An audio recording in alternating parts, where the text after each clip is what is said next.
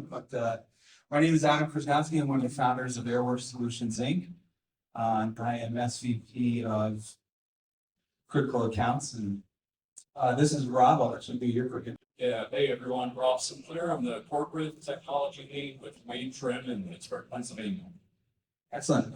Rob and I have been working together for about 8 years now, various different companies, and we're going to share a little bit about what we have done together in the past and what we're looking to build together in the future here. So that being said, I'd like to start off with this statement here. GIS is creating a agreed upon understanding, the foundation of positive action. None other than Jack Benjamin from Esri says this, but this is how we look at geospatial data, imagery, point cloud data, anything that remote sensing tools can collect. Why this is important, really, let's start with the big picture. We've got a lot of demand in the world right now. A lot of things happening. You have to build faster, quicker. You have to build more resilient. A lot of the pressures that we see for hardening our electrical infrastructure, building underground, expanding fiber optics into rural areas to serve folks that haven't had fiber optics, broadband connections. These are all big demands that we have. One of the big challenges, right, is in order to do this, we have to have data. And right now, we're in huge data explosion. We're able to collect more data than ever before. These wonderful sensors are getting smaller, more powerful, collecting more data points in any given time. The only way to manage that really is looking at automated systems. And in this case, we leverage a lot of AI and machine learning to help us process and manage those data sets for our clients. This is an example of just satellite imagery. Look at that jump in 2015. Explosion of satellites. And here's another graphic of just early 1900s manual collection. We could really maybe pick up 200 points in a given day. Moving forward, now we have remote sensing tools that can capture billions of data points in a given day. And now we're in a place where we have data on demand and we pre-collect in large areas and we capture data. But the importance of that is how do we manage it? It's a lot of data, right? So how do we make sense of the data? How do we extract the important information that's trapped in there for analytics, but also for the raster or vector deliverables that we need further on in the life cycle of that project? And so now well, almost there. But some of this data is a blessing and a curse, right? We see opportunity in this data. The geospatial industry as a whole is massive, $570 billion. That we could really leverage. We need to become more efficient in how we collect that data, how we process the data, and how we use it and pull analytics from that data. All right, so yeah, just the acceleration of technological advancements in our industry. You can see the curve there. Way back in the day, CAD was, coming up the curve, and then IoT sensors, optimization, automation, and then you got artificial intelligence. So you can see how that curve spikes up. And the speaker's very loud. So the curve spikes up there because of the computing power that we have in our industry now. Moore's law is changing, 5x every so often. So, one thing that is also critical is digital tools and the human brain are not equivalent. So you always need the human in the loop, even if you're using these AI systems. It's also going to enhance, not replace our services. So I get a lot of our folks at our company that says, hey, this AI is going to take my job away eventually. And my response to them is AI is not going to take your job, but somebody using AI will. So I always tell them about that state of COVID. And with the labor shortage that we have, we need these automations and AI tools that help fill that void in our industry. The one thing that my company does that it's a really cool thing, and that's one of the reasons I chose to join them, is we're really technologically focused. We have an office of applied technology that we call the HOTE. So it's like the board of directors for all things technology. So anybody that has an idea, just submit it to the Audo. And somebody today said we should put a G in front of that and call it the GOAT, so that was very funny. So we foster a culture of innovation, and one of the initiatives as a part of that oath is an innovation target area around AI. So we have a forum that people can submit ideas to called the Innovation Hub, and it's really like our internal Shark Tank. So it allows us to really quickly implement new technologies, within a few weeks or a month at most. And we also have a large R&D budget that our company spends. We call them minivations and megavations. So in 2023, we implemented 26 minivations and 11 megavations. We talk about this stuff on a video podcast like YouTube called Innovation Hour if you want to check that. But under that whole umbrella, we formed AI task force. So this task force consists of 16 people across the company, and we are really focused on AI, implementing AI solutions this year. It's very important when we talk AI that you also consider your policy and governance as well. So we rolled out an AI policy. The policy, generally speaking, says, don't release our proprietary data or our clients' proprietary data. And governance is very important as well. So let's talk a little bit about that. Yeah, absolutely. This is something that we feel that really has to be fleshed out and developed and brought forward in the industry right now. Unfortunately, there are not a lot of standards. Some of the standards that we all live by, let's say through AirWorks, LAS 1.4 standards, things like that are very well defined. It's one of the things inside of AI that we have to build around our industry. It shouldn't be held to a different set of standards. Right now, when imagery goes into a model, to the neural network, it makes decisions on, let's say, classifying pixels to a feature. You can't really understand, or it's tough to tell why the AI made that decision on that classification. But there are ways that we're going to have to think about for data to be trusted and really used in this is to build governance around it. Another example is, right, was just defining the performance metrics, right? Before we engage with any company, sometimes when we work with survey type deliverables, there's a stricter accuracy need than, let's say, working for a mapping type of client who is looking for sub-meter accuracy versus a tenth of a foot. So understanding how the model should perform is very important on setting yourself up for success on how to trust and accept that data. I like to use this example too of just how surveyors trust their data collection, right? They run a process through RMSE that you're able to test accuracies during that collection. So just some ideas that we know that really have to be built and adopted by this industry in order for AI and machine learning to be trusted across the board.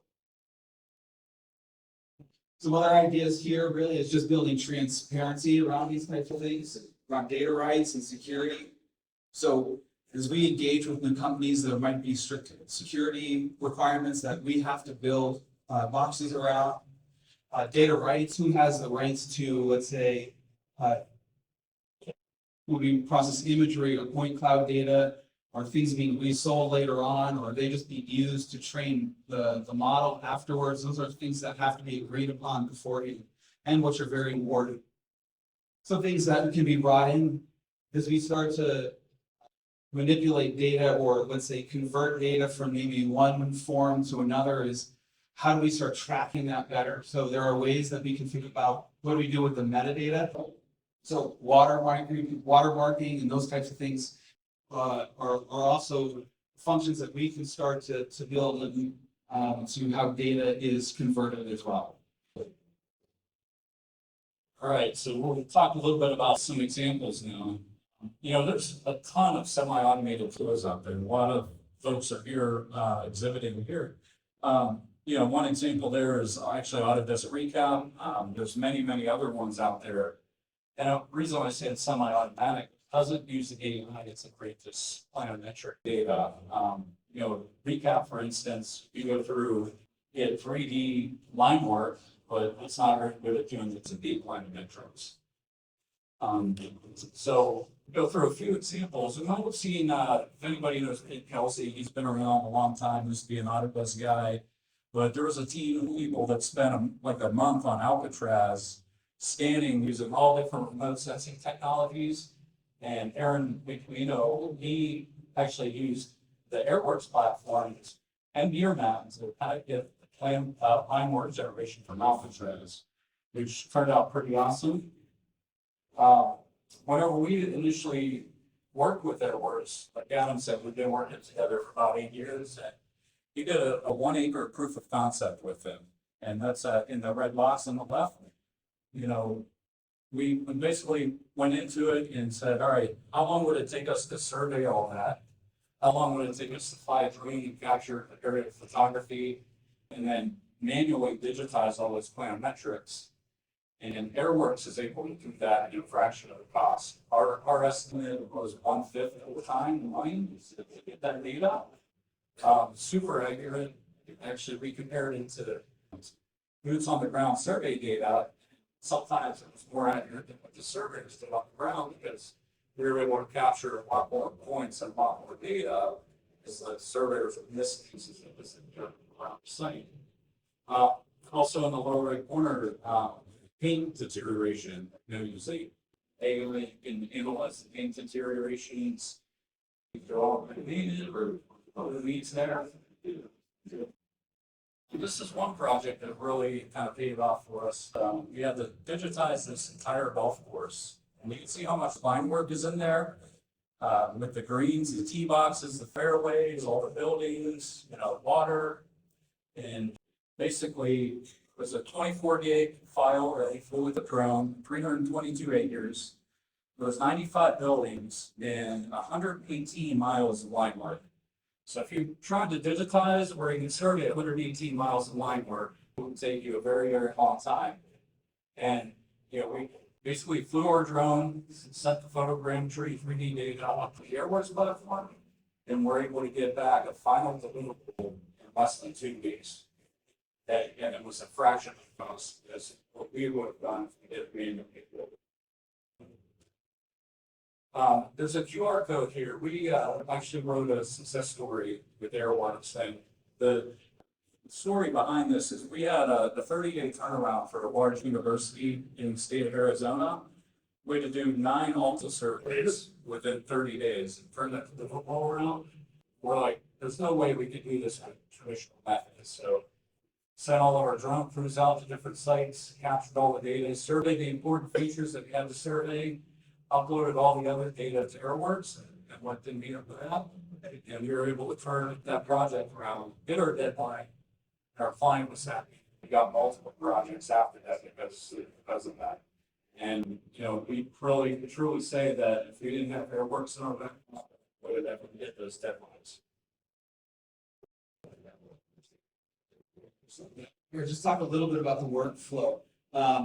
So AirWorks has created platform in cloud-based where our clients can bring their own data that they collect. So as Rob's teams did with drones, their remote sensing tools like ground, they can upload that imagery or LiDAR data to our platform, select from an order, process the features that they want us to extract, and then run the processing. Now, for a survey grade deliverable, it's not a pure AI, right? There is a level of QC that has to be implemented in that, right?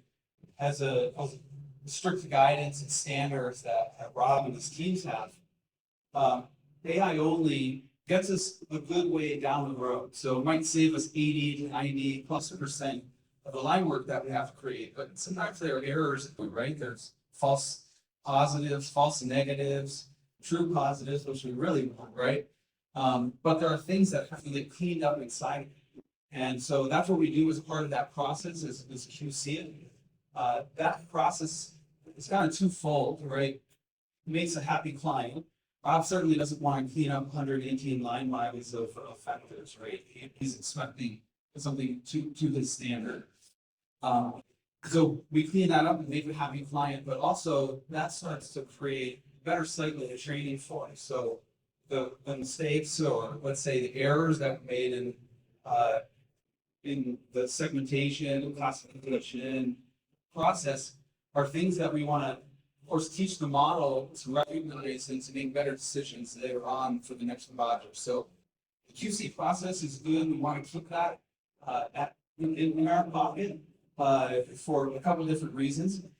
We also have use cases now where our clients are accepting AI, right? So maybe on the feasibility side where things don't have to be QC to survey grade standards, right? We're trying to get a general understanding of different calculations around impervious surface, for instance. So if you look at imagery, one of our partnerships with EagleView, we work on impervious surface extractions, where we run their imagery and just add the cement using semantic segmentation as we classify each pixel to a surface that is either impervious or non-impervious. But the ability to look at the county-wide imagery data sets and run these things is really weeks turnaround time versus 9 months of manual work in digitizing from that imagery.